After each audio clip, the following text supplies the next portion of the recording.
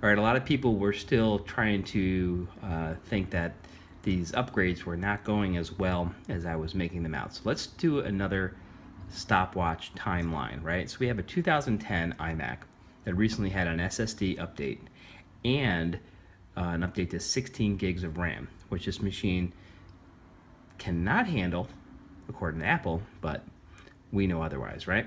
So let's go ahead and start the process. I'm going to hit the button, boom, and start. There's the chime, and we're looking at, I don't know if you can see, I can still see. Here we go, we're at 10 seconds, 15 seconds, boom, look at that, 21 seconds or so. A little slow. So that machine, which took 4.5 minutes to boot when it came in, is booting at under 30 seconds, 21 seconds. That's with an SSD upgrade and the unofficial 16 gigs of RAM. Apple says you can only put in 8, we put in 16, and it pays off. Thanks.